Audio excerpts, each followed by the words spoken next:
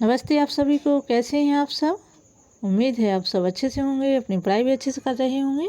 स्वागत है आपका आपकी अपने यूट्यूब चैनल साहित्य HVS में। आज हम उसी कविता राष्ट्र के श्रृंगार नामक कविता के दूसरे पद की संदर्भ प्रसंग सहित व्याख्या करेंगे। तो सबसे पहले हम पद पढ़ लेते हैं। प्रथम पद की लिंक आपको डिस्क्रिप्शन में मिल जाएगी, तो देख लीजिए। पद है, देश के भूगोल पर जब भेड़िए ललचा रहे हों, देश के इतिहास को जब देशद्रोही खा रहे हों, देश का कल्याण गहरी सिसकियाँ जब भर रहा हो, देश के निर्माण को जब ध्वंस डटकर चल रहा हो, आग यौवन की धनी तुम खिड़कियाँ शीशे न तोड़ो, भेड़ियों के दांत तोड़ो गर्दनें उनकी मरोड़ो, जो विरासत में मिला है वह खून तुमसे कह रहा है, सिंह की खेती किसी भी सियार को खाने न देना, देश की स्वाधीनता पर आज तुम आने न देना। तो ये अपना पद हुआ। अब हम इसके शब्दार्थ देख लेते हैं। यहाँ भेड़िया शब्द जो आया है, तो भेड़िया गद्दार हैं, गद्दार के लिए कहा गया है। देशद्रोही जो देश के शत्रु हैं, जो देश के विरुद्ध कार्य कर रहे हैं, तो उनको देशद्रोही कहा गया है। देश का भूगोल, तो इसका अर्थ होता है कि हमारा जो भारत वर्ष की जितनी भी भूमि है उसको देश का भूगोल कहा गया है। कल्याण, समाज की प्रगति में उन्नयक या समाज की प्रगति में किए गए कार्य को कल्याणकारी कार्य कहते हैं। सिसकियाँ भरना, तो इसका मतलब होता है रोना। अंदर से जो दुख होता है, दुख व्यक्त करना अपने ही माध्यम से, तो उसको बोलते हैं सिसकियाँ भरना। ध्वंस, ध्वंस का मतलब होता है विनाश। आग यौवन की धनी, तो इसमें आग यौवन की धनी का मतलब होता है वीर युवक जिनके हृदय में क्रोध की ज्वाला धधक रही है। मतलब जो नव युवक हैं, जो नए नए हमारे वीर हैं, तो उनके अंदर जो क्रोध की ज्वाला धधक रही है, तो उनको आग यौवन का धनी कहेंगे। आगे हम देखते हैं विरासत, तो उत्तराधिकारी और सियार, यहाँ गीदड़। सियार किसको कहा गया है? जो गीदड़ की भांति बहुरूपीय होते हैं या जो कायर पुरुष है उसके लिए सियार कहा गया है। तो ये अपना हुआ शब्दार्थ। अब हम देख लेते हैं इसकी संदर्भ और प्रसंग। तो संदर्भ में हमें वही लिखना है। प्रस्तुत पंक्तियाँ राष्ट्र के श्रृंगार नामक कविता से ली गई हैं और इसके रचयिता श्री कृष्ण सरल हैं। प्रसंग में हमें वही लिखना है कि इस पद में क्या दिया गया है। तो जो प्रथम पद में दिया है वही द्वितीय पद में भी दिया गया है।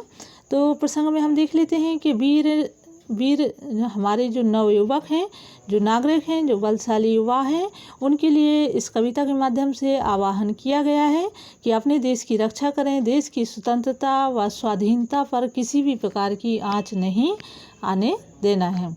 ठीक है, अब हम इसकी व्याख्या देखते हैं। तो व्याख्या हमें यहाँ से हम लेते हैं। देश के भूगोल पर जब भेड़िए ललचा रहे हों, देश के इतिहास को जब देशद्रोही खा रहे हों। तो यहाँ कवि इस पद के माध्यम से कह रहे हैं कि देश की भूमि को हड़पने के लिए भेड़िए जो देश के शत्रु हैं वो कैसे हैं? वो ललचा रहे हैं और देश के अंदर रहने वाले देशद्रोही देश के इतिहास से छेड़छाड़ कर रहे हैं, अर्थात उसे विनाश की ओर ले जा रहे हैं। तो इतना हुआ अपना। देश के भूगोल पर जब भेड़िए ललचा रहे हों, देश के इतिहास को जब देशद्रोही खा रहे हों, देश का कल्याण गहरी सिसकियाँ जब भर रहा हो, देश के निर्माण को जब ध्वंस डटकर चल रहा हो। आगे कवि कह रहे हैं कि देश की प्रगति में देशद्रोहियों के कारण जो देश की प्रगति है तो वो कैसी है? वो सिसकियाँ भर रही है, रो रही है, अर्थात प्रगति अपनी पतन की ओर जा रही है, अग्रसित हो रही है और यह उसको महसूस भी हो रहा है। देश के निर्माण में उसका बैरी विनाश उसको खाए जा रहा है। क्या है? देश के कल्याण गहरी सिसकियाँ जब भर रहा हो, यानी कि जो देश का कल्याण होना है, समाज में देश के हित में जो कार्य होने हैं, तो वह कार्य तो नहीं हो पा रहे हैं, वह सभी रुके हुए हैं। गलत नीतियाँ, गलत कार्य चल रहे हैं। तो उसमें क्या होता है कि कल्याणकारी जो देश का कल्याण है, जो देश का विकास है, वो क्या हो रहा है? सिसकियाँ भर रहा है, रो रहा है।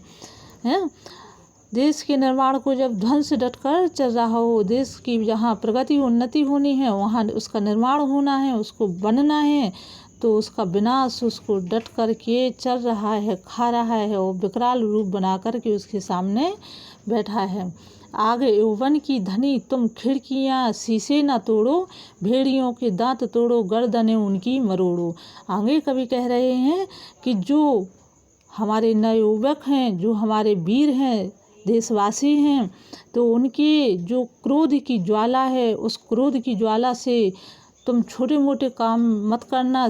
खिड़कियों के शीशे नहीं तोड़ना है, तुम्हें क्या करना है, भेड़ियों के जो गद्दार हैं, जो देशद्रोही हैं, तो उनके दांतों को तोड़ना है, अर्थात उनकी गर्दनों को मरोड़ना है।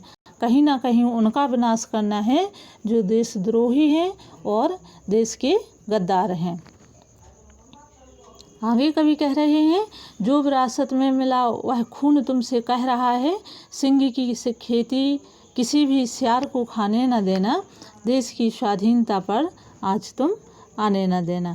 अर्थात कवि कह रहे हैं कि तुम व्यर्थ में आपस में मत लड़ो, देश की संपत्ति को नुकसान न पहुंचाओ। अपने इस छोटे मोटे कार्यों के माध्यम से अपने जो बल है, जो पुरुषार्थ है, जो साहस है, उसका ह्रास मत करो। तुम वीर पूर्वजों की संतान हो, तुम उन भेड़ियों देशद्रोहियों के दांत नहीं तोड़ो, अर्थात उनकी गर्दन मरोड़कर मृत्यु की सैया पर सुला दो। सिंह की खेती को कहीं कहीं गीदड़ न चढ़ जाए, अर्थात कहने का अर्थ है कि जो मेहनत और उन्नयन का कार्य है उसको कहीं गद्दार देशद्रोही न मिटा दें, अर्थात सिंह से के समान वीर पुरुषों, वीर पुत्रों, देश को कायर पुरुष दीमक की तरह चट न कर जाए। हे वीर पुरुष, तुम जागो और अपने देश की स्वतंत्रता की रक्षा करो। कभी भी देश की स्वाधीनता और स्वतंत्रता पर तुम आँच नहीं आने देना। तो इस कविता के माध्यम से कवि देश के वीर पुरुषों को, देश के नवयुवकों को आह्वान कर रहे हैं कि अपने देश के विकास, देश की उन्नति, देश की स्वाधीनता, उसकी स्वतंत्रता की हमेशा तुम रक्षा करना। कभी भी देश की विरासत पर, देश के भूगोल पर किसी भी प्रकार का आँच ना आने पाए। इतना इसकी व्याख्या हुई। अब हम इसकी काव्य सौंदर्य देख लेते हैं। तो काव्य सौंदर्य में हमें 2-3 पॉइंट ही लिखना है, जिसमें नंबर 1 पर है रूपक अलंकारों का और मुहावरों का प्रयोग हुआ है। इसके अलावा कविता, संपूर्ण कविता में जो है वीर रस, ओज गुण से परिपूर्ण कविता है, सरल भाषा है, ओजस्वी भाषा है। साथ ही कवि ने देशभक्ति का इसमें संदेश दिया है। इतना ही हमें लिखना है। तो आज के लिए दूसरे पद की व्याख्या इतनी ही। उम्मीद है आपको वीडियो अच्छा लगा होगा और कमेंट में अपने विचार जरूर लिखिए। फिर मिलते हैं नई वीडियो, नई जानकारी के साथ। तब तक के लिए धन्यवाद।